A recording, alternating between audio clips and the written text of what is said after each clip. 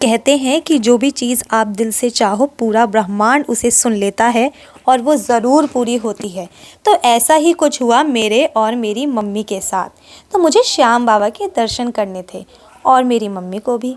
मेरी मम्मी ये बात बोल पा रही थी कि उन्हें मंदिर जाना है, मंदिर जाना है। पर पता नहीं क्यों मैं नहीं बोल पा रही थी कि हाँ मेरा भी मन है, मुझे भी चलना है।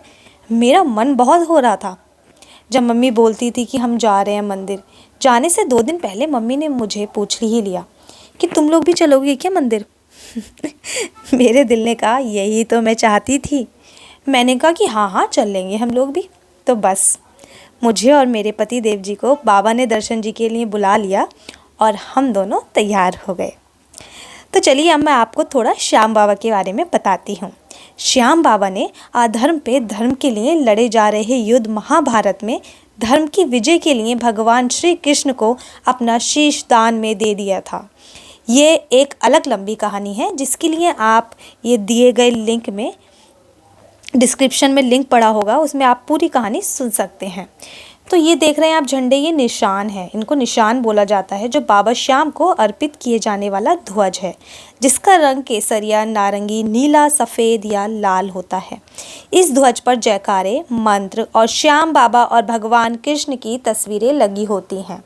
हवा में लहराता ये झंडा एक रस्सी से बंधा हुआ होता है और ये भक्तजन लेके जाते हैं इसको अपनी श्रद्धा के अनुसार। अब हमने रेस्टोरेंट में थोड़ा खाना वाना खाया और थोड़ी भूख लगी थी। उसके बाद हम फिर से निकल पड़े श्याम बाबा की मंदिर की ओर। मन में एक अजीब सी चंचलता थी। मन था कि बस जल्दी से पहुंच जाएं श्याम बाबा के यहाँ।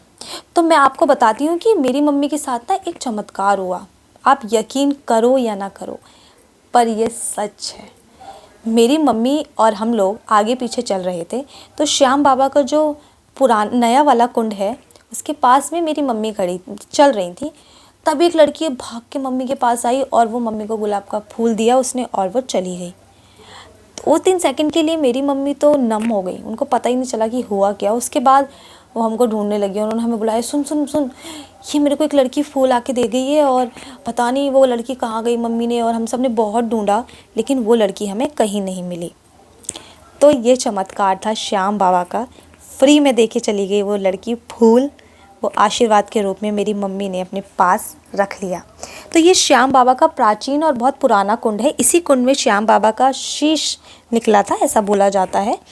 और इस कुंड में आप स्नान नहीं कर सकते हैं, लेकिन यहाँ पर आप अंदर जा सकते हैं। अंदर अपने पैर भिगो सकते हैं, उधर से निकलते हुए आप बाहर आ सकते हैं।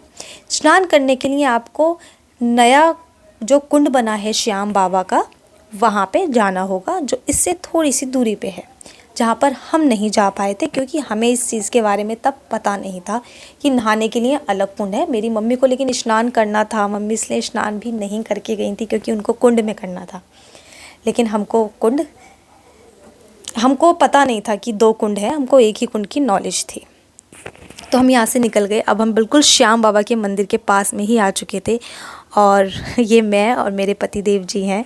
हम लोग मम्मी के उसके बारे में ही बात कर रहे थे, जो श्याम बाबा को लड़की श्याम बाबा के रूप में आई थी और लड़की के रूप में, और वो फूल दे के चली गई थी। अब यहाँ पे मैं आपको बताती हूँ कि यहाँ पे ना जूतों के इस तरह से आपकी चप्पल ले लेते हैं और पैसे लगते हैं। और सुनो, देखो मैं क्या बोल रही हूँ। एक चप्पल का 20 रुपया है और ये लोग एग्जिट गेट पे जाएंगे देखिए पे, क्योंकि वहाँ अगर हम चप्पल लेके जाएंगे तो फिर ऐसे क्या बिजी साइड वगैरह। तो यहाँ पर क्या होता है ना कि आपको अपने चप्पल, आप पूरी फैमिली के साथ जैसे 5 लोग हैं, अपने चप्पल दे दो तो वो 20 रुपये पर पर्सन लेते हैं और वो यहाँ से एंट्री गेट से लेंगे आपकी चप्पल। और जब आप इतने दर्शन करके निकलोगे तो दूसरी एग्ज़िट के साइड आपको ये लोग आपके चप्पल वापस कर देंगे। वहाँ पे एक नीम का पेड़ है और इसके 20 रुपये पर पर्सन लेते हैं। तो ऐसा कुछ था। तो अब मैं आपको एक बहुत ही ज़्यादा ख़ास बात बताने वाली हूँ। जब हम लोग दर्शन ही करने जा रहे हैं तो हम लोग चाहते हैं कि हम भगवान के दर्शन जितना पास से हो सके उतना पास से करें। ऐसा हम भी चाहते थे, लेकिन हमें पता नहीं था कि वहाँ पे लाइन के हिसाब से दर्शन होते हैं। मतलब हम लगे थे 4थी लाइन में, मंदिर से 4th लाइन दूर थी वो। और हम लोगों के श्याम बाबा के दर्शन बहुत पास से नहीं हो पाए थे। हमें एक ये चीज़ लगा कि नहीं, हमें पहले से ही पता होना चाहिए। तो मैं आपको बताती हूँ कि जो ये लेफ़्ट में यानी अपने आप बाएं हाथ में उल्टे हाथ पे लाइन देख रहे हो, जो बिल्कुल कोने की लाइन होती है, उसमें जो भक्तजन लगते हैं लाइन में, उन लोगों को दर्शन श्याम बाबा के एकदम निकट से मिल जाते हैं, जो हमें वो सौभाग्य नहीं मिल पाया था क्योंकि हमें उस चीज़ के बारे में पता नहीं था। पर मैं अपने थ्रू आप लोगों को बताना चाहती हूँ कि आप लोग उसी लाइन में लगना। और ये मैं आपको लाइव दर्शन करा रही हूँ बाबा के, जिसमें मैंने थोड़ी सी वीडियो बना ली थी मेरे भाई ने। बस अब हमारे दर्शन हो चुके थे, हम बाहर आए। यहाँ पे मार्केट भी बना हुआ है अच्छा खासा, और यहाँ पे आप अपने परिजनों के लिए प्रसाद और कुछ भी गिफ्ट्स वगैरह खरीद सकते हो। और ये वही गेट है जहाँ पे कि देख के मन में एकदम हलचल सी हो जाती है कि अब हम मंदिर बस आ चुके हैं। तो यहाँ पे हम लोगों ने फ़ोटोज़ तो नहीं खिंचवा पाए थे हम लोग, लेकिन यहाँ पे हम लोग बस ऐसे ही वीडियो वगैरह बना ली थी। तो यहीं के पास में बस स्टैंड भी है, जहाँ से दूर से लोग जो बस से आते हैं वो लोग यहाँ पे उतरते हैं। यहाँ से छोटा सा वो ऑटो करके या फिर पैदल श्याम बाबा के मंदिर तक जाते हैं। तो हमारी यात्रा यहीं पे समाप्त हो जाती है। तो दोस्तों, अगर आपको ये इन्फॉर्मेशन मेरी छोटी छोटी जो मैंने अपने अनुभव से वहाँ पे देखी वो आपको पसंद आई हो, और मैं ये आशा करती हूँ कि आपको श्याम बाबा के दर्शन एकदम पास से हो जाए। बस आप मेरे चैनल को सब्सक्राइब कर देना, मुझे और ज़्यादा मोटिवेशन होगा कि मैं ऐसी मंदिरों में जाके वीडियो बना पाऊँ, या कहीं भी मैं जाऊँ आपको वीडियोज़ बना के दिखाऊँ और बता पाऊँ कि वहाँ क्या होता है। तो आप प्लीज़ सब्सक्राइब कर देना।